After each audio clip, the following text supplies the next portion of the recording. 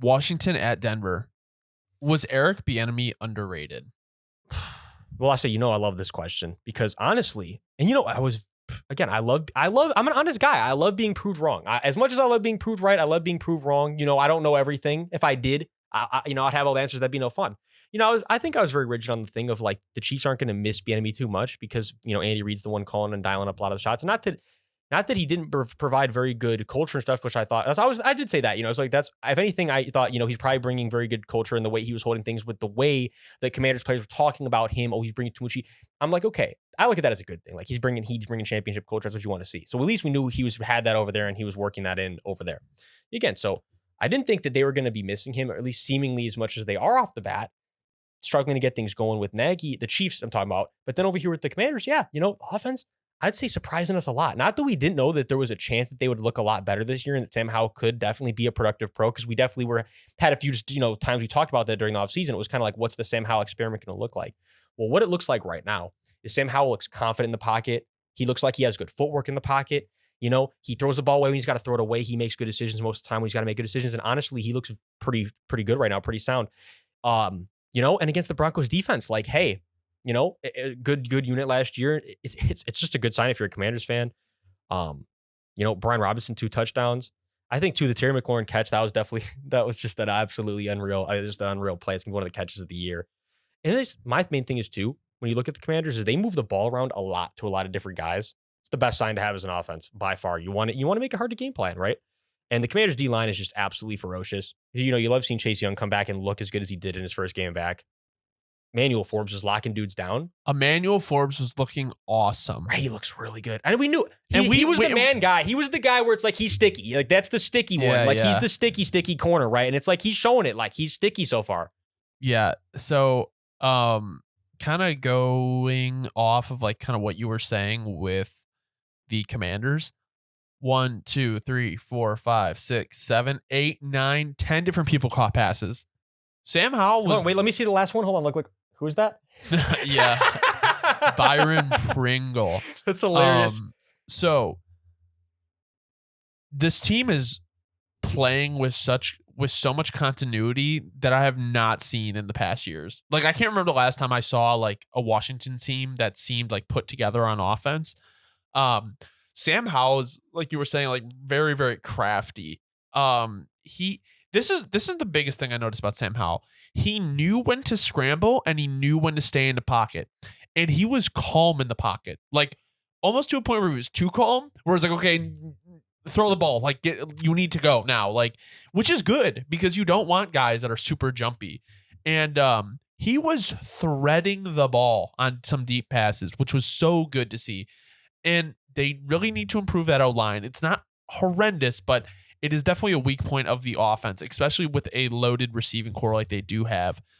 Brian Robinson is really starting to come into his own. He caught 2 passes for 21 yards this week, which was really nice to see. He got close to 100 yards on the ground. I think he had 87. But Bieniemy's offense is looking nice, and you can say the Chiefs are maybe suffering a little bit from not having him. So just to kind of touch quickly on the Commanders, Emanuel Forbes is a dog. And the defense is nasty. And they showed up in the second half with pressure. They started slow for sure. Just to finish off with Denver, their run game looks nice. I think Javonte Williams looks healthy. They need to use Marvin Mims more in any way they can because he was really the life of their offense.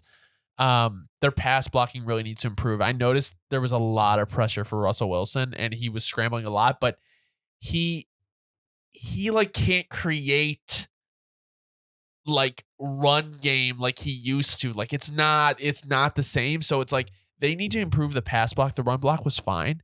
But they just couldn't get anything going in the second half. I don't know if it was the play calling. I don't know if they just weren't executing on offense. Like I don't know what it was.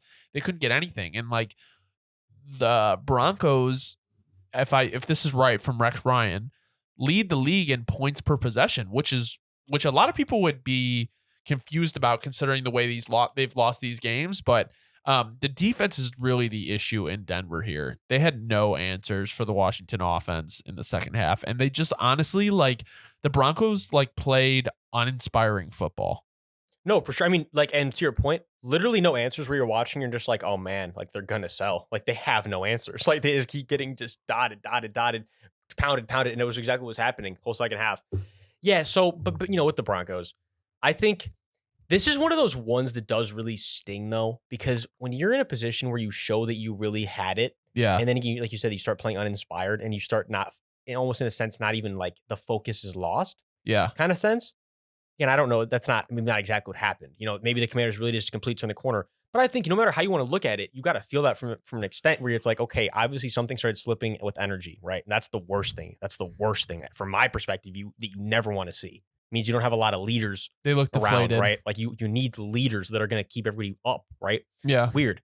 And the main thing too with the offense is that this is one of those games where it's really inflated, because if you take away Marvin Mims' just absolutely explosive plays and then the Hail Mary, it's kind of like this was a brutal day on offense, like really brutal, where the only thing that was working, little meshes underneath and stuff. Minus that, it's like they really weren't getting anything going, right?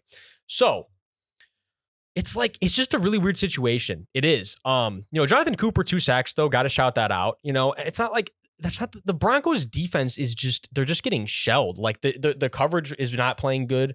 The man doesn't look great. They have a lot of things to clean up. And that's because, again, the reason that they need to clean up so much is that was the identity of the team last year. You know, this defense was holding things together. If the defense had been playing how they had been playing, you know, the Broncos are in a completely different, from last year, right now, they're in a completely different situation.